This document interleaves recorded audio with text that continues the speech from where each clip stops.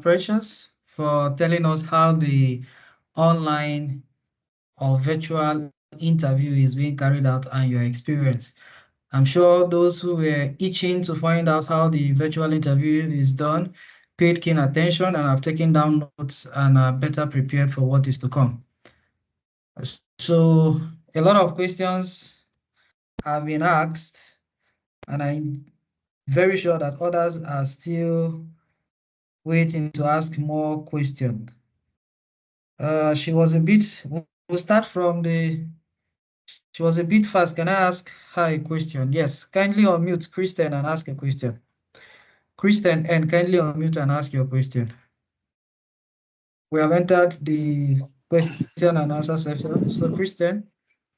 All right, thank you very much for this opportunity to ask questions. For the last speaker, thank you very much for an elaborate explanation. I really got some insight from what you were saying. But I was trying to get some of those questions you mentioned. I was actually trying to put them down, but you were a bit fast. Yeah, can you please, bring the question again? It will help me to prepare for the upcoming interview. Thank you very much. Do you have the same scope of, are you doing the same work? Do you have the same course of interest? Do you have the same course of interest? No, I am an engineer, as an industrial and production engineering. That's my own aspect. So I really want to put something down. Okay. Well, Precious, the ball is in your court. Okay. So I said they asked me to introduce myself. That's the first thing they said. Also, they asked me to show them my credentials. And they said I should briefly discuss my statement of purpose to them. Also, they asked me the course I wanted to study for my master's and how the course has relevance to oil and gas industry in the Niger Delta, to be specific. And also they asked if it was full or partial scholarship I was applying for. They also asked me why did I choose the country I chose, and how is that this probably the school, obviously, if that school is going to give me what I'm looking for, if it's going to be a gate path for me to be able to learn more in that field that I chose. And then that's okay. Then because they were professors in geology, they were asking me questions like the composition of petroleum, air pollution, water pollution, what's the effects it causes to the surroundings, like the people that stay close to the refineries, like that. Because that was where my statement of purpose was centered around. That's pretty much all. So I hope that answers your question. Okay, please, how did you show the credentials? Okay, so I used what you do is you get your credentials, you place it like very close to the camera so that they can see it, because wherever they are sitting down to do the interview, they have like a very big screen so they could see the credentials you put. So just put it in front of your camera so that they can be able to see it. And if they give you the go ahead that they've seen it, then you show them the next credentials. Thank you. So my question is this, so are we allowed to present a student copy of our MSc transcripts? And also I'm here to collect my original MSc certificates because it's not available. So what I have is a statement of results. So I don't know, does that bring down my chances, or I just need answers? Thank you. The PhD scholars, the ball is in your court. Okay, good afternoon. Can you hear me? Good evening. Yeah, clearly. Yes, I can hear you well. It's evening in Nigeria. Okay, it's evening in Nigeria. With regard to your school transcript, that is the departmental transcript, you can present it to them. You can present it to them as far as it has the is original, it has a stamp on it. While with respect to your statement of result, it depends. Like in my institution, they used to put it at the bottom. That is the footnote that this statement of result is valid for only 1 year, effective from the date on the statement of result. So if there's no any written on it, I think you can also as well present your statement of results and explain to them that the original certificate is not yet available and this is what you have. But if it has that short note that it will expire on so date and it has expired, actually they will not accept it. Thank you. Okay, thank you very much. Yes.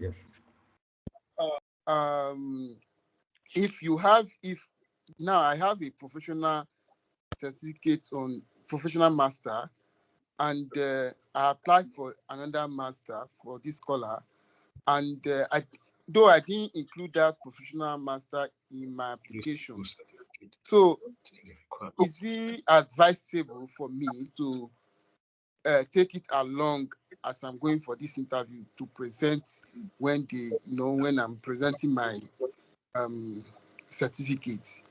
I want to ask I just want to ask all my questions so that we just answer everything. I want to ask, in case, hello, can you hear me? Yes, It's like you said, we can hear you loud and clearly. in case, because the field I apply for is telecommunication, and I'm actually driving a project with Chevron that we are installing some telecommunication equipment for them to have the maximum network so that they can be able to drive their own activities.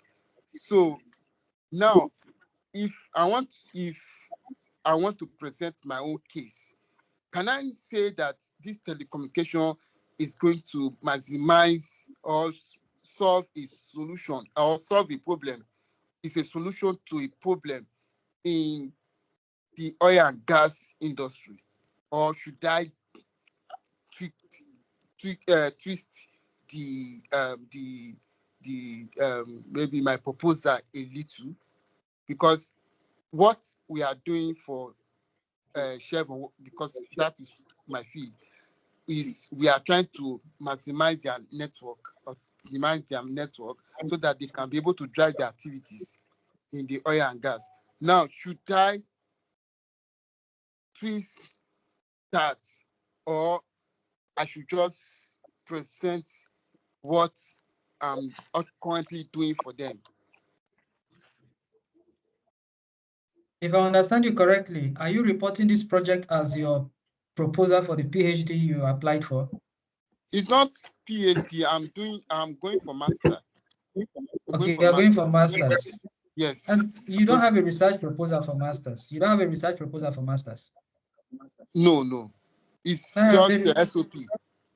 Yeah, so you will hardly be interviewed on the grounds of such level of technicalities when it comes to your masters. But of course, if you are driving if your project is driving communication within the oil and gas sector to enable them meet their goals, then indirectly it contributes to the oil and gas sector. And so if you can bring up that in your technical discussions with them, then that is very fine. And then as to your masters, if you have more than one masters, you said you already had a master's degree, right? Yeah, I said I have a And professional master. Professional master. That is what I have. So it's not a master that you can use to apply for PhD. It's just a master on management, So yeah. So with respect to this, you applied for this scholarship on the basis that your highest level of qualification is your BSc or Bachelor of Engineering degree, right? Yes. Every other certificate, be it a diploma or the rest, if you report it, only comes in as additional documents, and they are not basing it on that. the highest level of qualification they will recognize on that trajectory is your Bachelor of Engineering degree. Oh, okay. Please, can I make a contribution here, please? Yes, please. Okay, Solomon, please, so go for ahead. you, okay, this is what I would advise. Keep your masters aside, because one of the, from my discussion with some, maybe some past scholars, this question always comes up. You already have a master. Why are you going for another master? So such question may come up. Why do you need to get another master? So just put that master aside, because that was not even that was not the basis for getting the interview in the first grant. So the second thing for you, what I see now is that you already have some industry experience. So I think you should capitalize on that when you have opportunity of presentation. So stating you currently work with this, we currently work with, is it Chevron? Chevron, this is what you are doing. Okay, and which course are you going for? That's another thing. If what you are doing currently it's relevant to the course you want to study. So, but I think you have a basis. You can actually use that to your advantage, that you already have an industry experience, and that will go a long way. But keep your masters aside. It may work against you. So that's my take. Experience, the ideology we have as Nigerians is that you will not get anything based on merit as far as Nigeria goes. So as far as PTDF, you guys, you've been there, you got it. Please, I just want an honest answer from you guys. Does any one of you got any connection with PTDF or through any means before you are able to secure this scholarship? Or is firstly on merit? Please, just an honest answer, so that to clear some doubts. Let me answer this when it's done. Thank you. you. Okay. Queen, carry on, please. Okay, so I'm going to answer this because I can speak for myself and the people that I know that have gotten it. I do not have any connection whatsoever with PTDF staff or any of that. In fact, after my interview, I had to start checking some things about PTDF. That's how much of no prior information, and most of the people I know, like, nothing. If you do well, you will get the scholarship. That's just it. It's as straightforward as it is. I tell people that, see, PTDF is one scholarship that is Nigerian owned, but it does not follow the Nigerian typical process that you see in some other. Before I got PTDF, I've applied to several scholarships, so I know what I'm saying. Like, rejection mail became nothing. It's normal, it's one of those things, you understand? But you see, PTDF, I can tell you based on my own experience, you don't need connection to get it. If you do well, it is points-based. If you have the points as required, because you're competing with people from your own locality. So, and they are all interviewing from different places. So at the end of the day, they'll pull the scores for each state. So based on the order of how you guys score, they will pick the top performers. So who you know or don't know will not play anything to do with it whatsoever.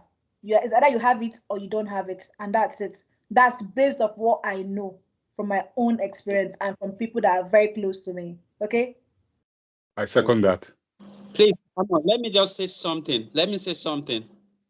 Please. So please, I want us to also remove this mindset. Sincerely, I didn't know anybody, even if you know where I'm coming from, you know I don't even have anything to do with PTDF in the first place. I don't know anybody. Are you getting me? We put in every necessary effort like we are doing now, went through the whole processes. I've even shared with Amo how even at this, I attended a section like this where I was put through on some of those things that I knew, went for the interview, and eventually was picked. Surprisingly, I didn't only get PTDF. I also got another scholarship, which is that scholarship. So we would have said I also got that scholarship because I know somebody in that, which is actually a German body scholarship. So put in all your best into this and leave the mentality of you know somebody you don't know. Because what this does to you is that you may not put in the effort that is required of you because you think everybody will get this scholarship. It is because they have one connection or one uncle or father or somewhere in PTDF or in any scholarship body. and that would not help you at the end of the day. So that's just my own advice. There are a whole lot of scholarships now. We have to know everybody in all the scholarship in the world, and that's impossible. All right, I didn't know anybody there, and I also don't know anybody in that. So I got PTDF and I also got that scholarship. So remove this mentality, put in all your best, and be hopeful and prayerful. And at the end of the day, God will surely grant all your efforts with success. So that's my advice. Amen. Thank you very much, sir. Can I add something to this too? From my own personal Uh, experience, Jim. uh, I will speak for myself as well because I am applying for PhD at the moment, and I benefited from PTDF scholarships some years back for my MSc. So I've gone out to UK, did my MSc, and I'm applying for PhD at the moment. To be very candid, even though it's been long, some 8-9 years back, I know things must have changed. So I'm glad most people that got to the scholarship recently are confessing to what I knew took place when I applied. I reluctantly applied, having that same mindset that, since this is Nigeria, you just need to have one or two connections to be able to land yourself that. So I did that. I got shortlisted during our own time. If you are going for MSc, you only write, entrance exams. Once you're able to pass, that's all. You don't need interview. Only PhD candidates are subjected to interview. Online, to be very candid, I knew no one even at the moment. So that was what even gave me the courage to apply. So even though I applied for PhD in 2022, I was called for interview, but at the end it couldn't sail through. So that's why I'm giving it a second trial this time around. So just give it your best, because like the other speaker said, you are competing among other applicants in your own state, and every state in the federation has certain slots that is allocated to it.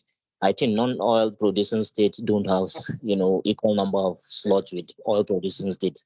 So you are basically competing with your fellow applicants from the same state, and they go for the best. Yes, agreed. From my experience, so like I said, you are just competing amongst applicants from your state. That's just the point I'm trying to make. So if you do your best and it is what you get in this scholarship, I tell you, you'll be surprised, because I saw my name on the list. It was so miraculous to me. I couldn't even believe it. Not until I saw myself leaving the country. So just give it your best and pray over it, like the other speaker said. So all the best. Thank you very much for sharing your experience with us. There's a question here. Kindly let me address this, please. I said when they ask, introduce yourself, do you go ahead to say your academic qualification and about what you are researching? There is no one stroke that fits all of these, or one general principle that leads to this. When you ask to introduce yourself, of course, you have to start by stating your name, where you come from, and what it is that makes up your academic background, what your drive is, what it is you are pursuing, and all of those things. And so when you ask us to, I don't know if you're asking us to be very specific, probably give you a template of what to say. Introduce yourself is introduce yourself. You start by telling them your name and where you come from, and everything there is about your academic history and what it is you are pursuing, just as you have asked in the question. Yes, you state all that is relevant to you. But mind you, you should make that a very concise thing. You cannot go on and on talking non-stop. Make it a concise thing. Best if you practice it, that if asked like this, you can go online, check templates. When people are asked to introduce themselves in interviews like this, what do they do? And so you go through that and you have a mental picture of how to address the question. And then you put concise statements, and then you answer it point blank, and then you put a full stop and then wait for the next question. Professional body active participation. There is no evidence to actually show active member participation most of the times. All they need is the certificate. If they wish to dig further, they'll ask you specific questions. If you're a member of the Council for Regulation of Engineering in Nigeria, they may ask you, okay, if you're a registered engineer, who is the current national chairman? Or if you are from one of these institutes, who is the current national chairman or the chairperson in your state chapter? Because someone who is asking that question must probably belong to that association or another, or knows who is who in that association. And that is what can be a sign of active participation, not any evidence per se. Your ability to defend that you belong there is very important. As a PhD candidate, do I go with papers published and my MSc is still in review without for evidence, and will it negatively affect my performance? We cannot say, but we are very much advised that you go with your original certificate, your MSc, you go with your transcript as well. So have all of these things. We are not the panel. What we are basically advising you here is based on things that are laid out as their requirements and things we followed and that others have followed. But as to the decisions they will take when you fail to meet up with one thing or another is greatly dependent on them. So do not allow us to tell you that it is okay if you don't go with it, or if you go with another thing, it is okay. No. All we know is the requirements which have been stated out. Follow it and go along with everything you have. And even when you do not have something, don't be discouraged. Go with whatever you feel can stand in that place and make a case for yourself. On the relevance of the oil and gas sector, my proposal research study area is based in Nigeria. Will it be a problem? It is not a problem if you can technically defend it. Can we get a recording of this meeting? Yes. Likewise, a WhatsApp group link has been shared. Most of the scholars you have here are members of that WhatsApp group. So you can join the WhatsApp group, follow the link, join the WhatsApp group, and get to interact with them over time, one-on-one, and they'll be willing to answer most of your questions. Yes. I applied for, I wanted to apply for renewable energy. Now, the site limited me to apply to petroleum chemistry and technology. My base, my BNG is petroleum engineering. So the site limited me to apply for petroleum chemistry and technology. And when I checked in the university, that particular course is just a 10 weeks course. But that is what the site is showing now that I applied. But I've already gotten admission for renewable energy in the same crown field. So I'm just a bit confused because I have watched the videos, different videos. They have been saying that I should answer based on what is on PTDF site, which I'm also preparing. So I'm just preparing the two. But please, I want to get a clearer view. I don't know if they will find out that that one is just a 10 weeks course because they just limited me to apply for that. My interest is actually in renewable energy. Kindly help me, please. Let me know how to go about it. Let me attend to You will bother. Okay, Queen, you want to answer? Yeah. Okay. Yeah, So, please go ahead. I always tell people that your admission is not what should be bothering you right now. Ace the interview and get the scholarship first. That's the major thing. You can always check out different schools in the UK. Like renewable energy, quite a number of schools do that. So if it's not popping up on the tab at that moment, probably there's a technical issue or something. That's why the renewable energy is not showing for that school. So, but by the time you get the scholarship, you can update that information at that time. So you can choose that same school or any other university in the UK and that has that renewable energy. And then you actually check it will show the full complete 1 year for your application process. I don't know if that helps. No, what I mean, that petroleum, this thing now, chemistry that is there, should I prepare for my interview based on that one, or should I prepare based on the renewable energy? Is it not renewable energy you are going? Go on, It's renewable energy. Prepare based on that. But if you can marry the two courses together and be able to say something that borders on the two of them, it would be nice. Okay, all right. So remember that. Hello. Remember that her application is carrying petroleum chemistry, right? Yes, renewable energy is what she has in her mind that she wants to do. Oh, please. Yes. It's petroleum chemistry you should prepare for because they are going to see your profile when you get there. Now, we didn't find out that it's just a 10 weeks course. Let me contribute on this. Okay, go ahead. What you will do is actually you need to prepare yourself for the petroleum chemistry. When you get the scholarship, then you can equally switch to renewable energy. For now, it's for you to pass the interview based on the application that you submitted to them. That is it. After you must have secured whatever you have put down in your application is what you should prepare for. After you must have secured the award of the scholarship, you are allowed to, within your country of interest, choose or move around the choices of partner institutions you have in that country. Likewise, courses that are closely related or directly related to your background.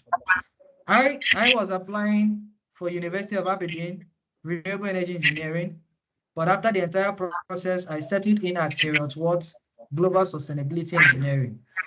So, but I defended Renewable Energy Engineering against Aberdeen during my application and selection interview. So please, questions related to that. Secure the interview, secure this award based on your application.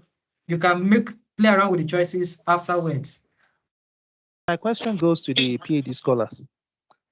When asked to present one's proposal, are all the laid down components of the research proposal meant to be covered, or some can be skipped in order to keep up with the time being given? Thank you. I think Okay, for the PhD proposal, it's very important to stick to the guidelines. When I had my interview took almost more than 1 hour. So luckily, I printed out a copy of my proposal, and I printed only 3 copies.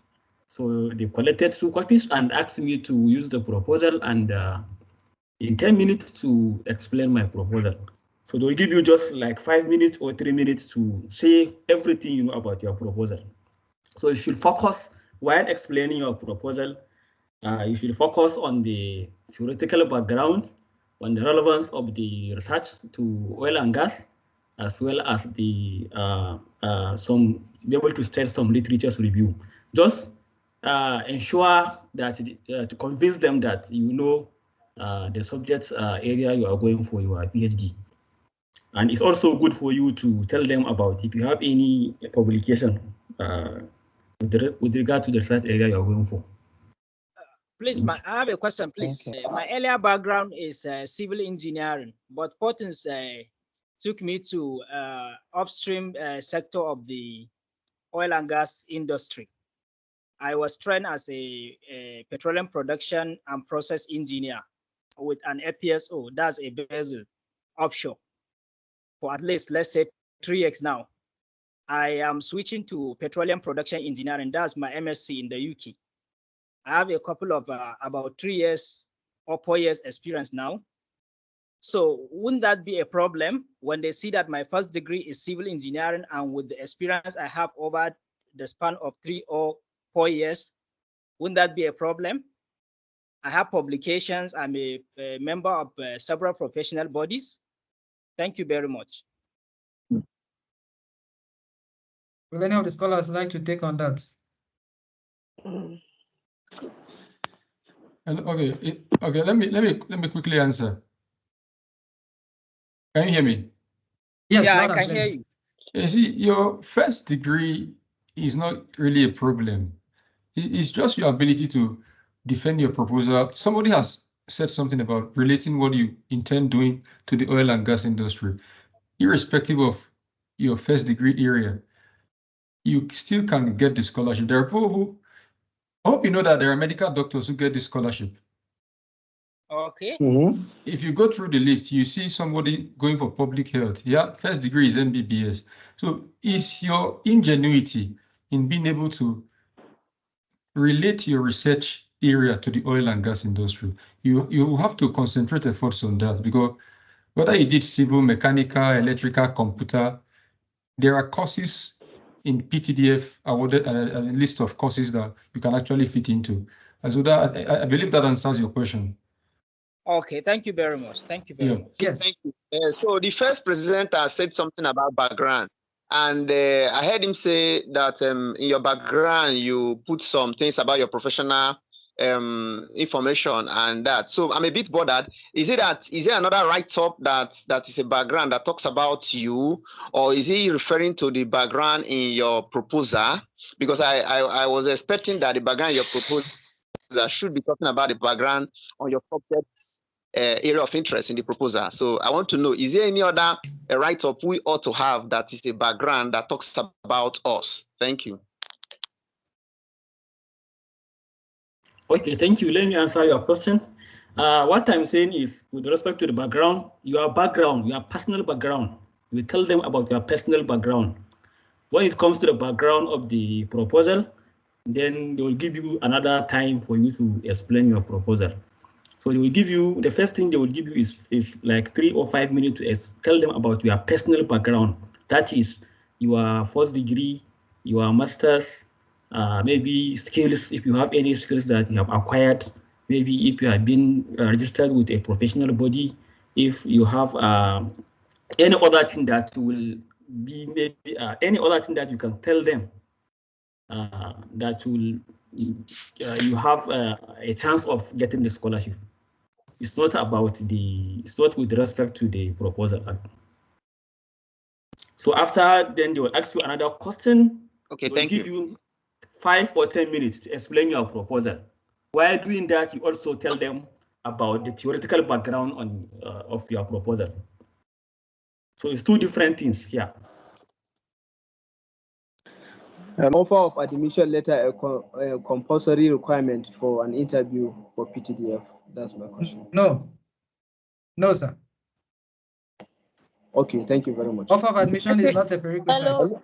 Very previous beneficiary of PTDF scholarship for my master's, which I did here in the UK, and I'm applying for PhD, and I just have a few questions because I don't know what the nuances are when it comes to PhD. So I just wanted to ask, if you mentioned that you have previously had the scholarship to study for masters, is that supposed to be a plus, in a way to show that you're capable of doing studying with scholarship, or yes. you're worth a shot? Is that an advantage or a disadvantage? Yeah, you can tell them yes. Yeah, then the second question is, will they ask you questions about publications? Would they go into because you know how we uploaded any publication that we've made, because I have a couple that I uploaded. So will they ask us specific questions on previous publications? Because then that means you have to read through that apart from your proposal, so that you're ready for those things. Because sometimes you might have a publication where you collaborated with other people, and honestly, sometimes you know mostly about what you have done and not much about the technicalities of other people's contribution. You might have an overview, but do you think that they will ask us any specific questions on previous publications, so that would have to prepare for that? Okay, well, actually, based on Okay. I think you can go ahead, answer the question. Okay, as per publications for PhD, I think they stated it in their criteria. I remember if they, but from my experience, they didn't ask me for any publication. In short, I actually made inquiries as to why publications was not requested. I think I gathered that they said in the past or over the years, they discovered that people from the academia, it gave them more advantage than those in the industry. Because if you're in the academia, you definitely have publications. And so that made those coming from the academia have advantage over those who are not in the academia. And so they didn't bother about publications. Because I had publications both in local and international impact journals. I brought everything. They didn't ask me anything about publication. But what I would advise you is, if you have publications, go with it. If you don't have, try and get at least one and go with it. It will help. Thank you very much. Let me add something to it. I think let me add something to it. Hello. It will be a plus Good when you are evening. explaining your background. But they will not ask you any question about your publication, and they will not ask you to present any of your publication. There is no mark allocated for publication, but only it will be a plus when you are telling them about your personal background. Sorry, I come from an institution that it is almost impossible to obtain your transcript for both masters and your first degrees. So the transcript I'm presently using was the transcript sent by my institution. to my place of work for promotion appraiser. So I don't know, and I've obtained that transcript, the copy from my place of work. But the problem that I have here is they've written boldly on it that it is for official use only. So please, I don't know, please, can I take this same transcript to the venue of the interview? Is it for first degree or for masters? The transcript, is it for your first degree or for your masters? For my masters.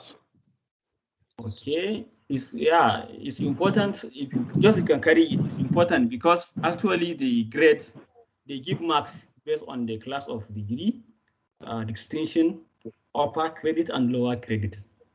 While for first degree, it's obvious, it's already stated in the certificate that your class of degree.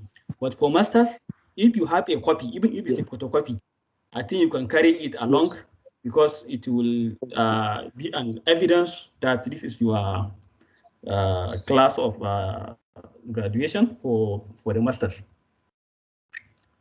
Actually, they are not.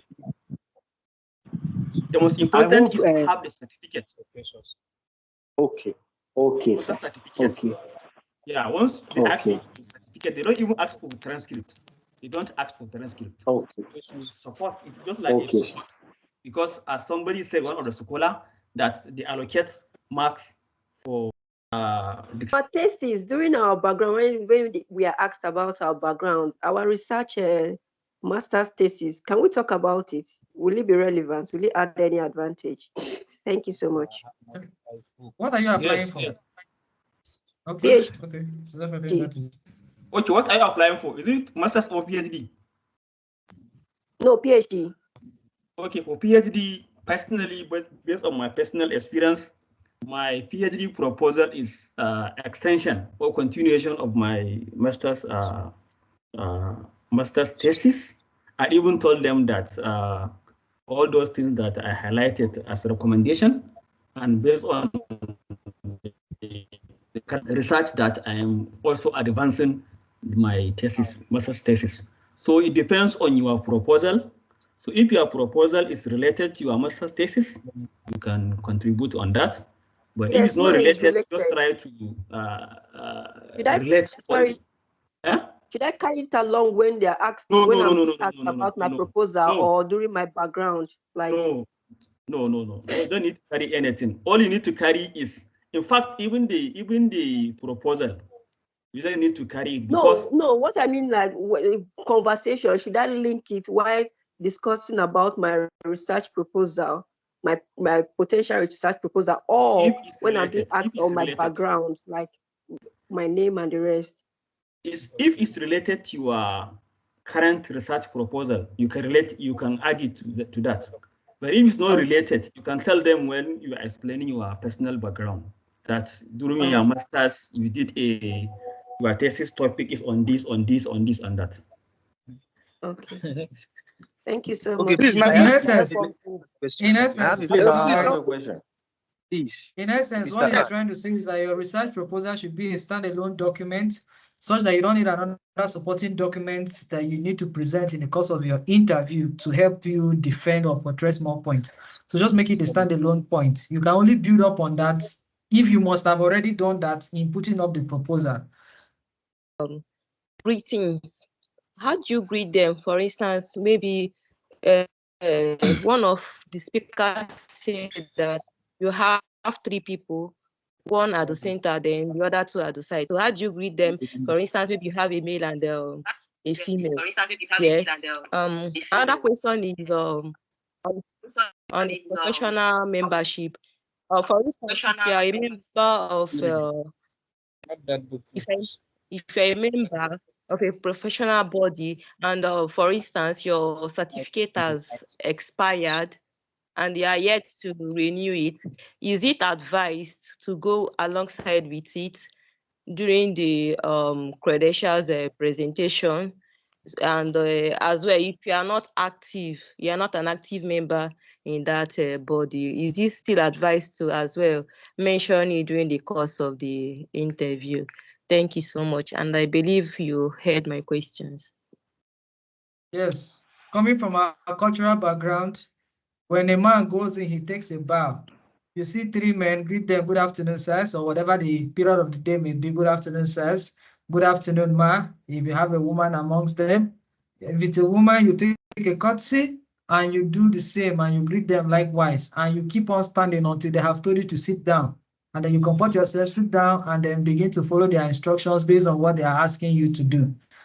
Professional membership, yes, professional membership. Whether you have renewed your membership for this year or not, you have a registration number that makes you to be identified with that body, and that's the most important thing. So you're a member of that body. Whether you are financially up to date or not up to date, whether your license has expired or not, you remain a member, and so take your evidence of professional membership to them. Okay. On your professional membership, I remember you mentioned something about if you should show if you're active or not. So from my experience, present something you can actually defend. Because I was asked about somebody that is a member of the body I mentioned. So no vital information on any body, any organization you're presenting as a member of. You have to have like key information on those organizations. Okay. Question is relating to the professional certification. I studied designing, but I currently do not have any professional certification. So I was wondering if you can recommend any professional bodies I can join before the interview. Kindly join the WhatsApp group. Kindly join the WhatsApp group and put it in there. State your course of study, and I and so many other persons will attend to you as to what you should join within the shortest time possible. I believe I have my NIN. I did that this year. So there's this difference in my real age and in the age they put there. I don't know whether that's a problem. no, you could actually swear an affidavit that reconciles the two age together or that states the discrepancy, and which one is the most authentic one that people or legally people should work with. You just have that document along with you in case it brings up an issue. Okay. Hello, But can I hello. get it immediately, like before the date? Because my date is on the 21st. Swearing an affidavit takes you less than 30 to 1 hour in any of the courts in Nigeria. Okay, thank you. Yeah, you're welcome. Thank you. See you. Yeah. Okay, I studied accounting and has nothing to relate with it with engineering, but I found a way to link what I want to study for my master's to petroleum. But my problem now is the membership. I'm presently registered with ICANN, but I'm still writing my ICANN exam. So can I show them that I'm a student membership, or I have to wait because I have a student number? Can I just print out something that shows that I'm registered as a student to writing my exams, or I have to look for another body entirely? Kindly show them your student Okay, can I membership. answer this? Okay, please. I go think ahead. yeah. So I have Can I join? similar case. Hello. So I had a mentee who had a similar case. The certificate is not ready. So I just asked him to reach out to the body, and they gave him to a letter to whom it may be concerned that this person is a member, but the certificate is not ready. It's under processing. So if you can do something of such, I don't know if it's going to help. But if you can't get that, your student membership should be fine. As an accountant, ICANN is the peak of it for you guys. So I think you should just stick with that. That should suffice. All right.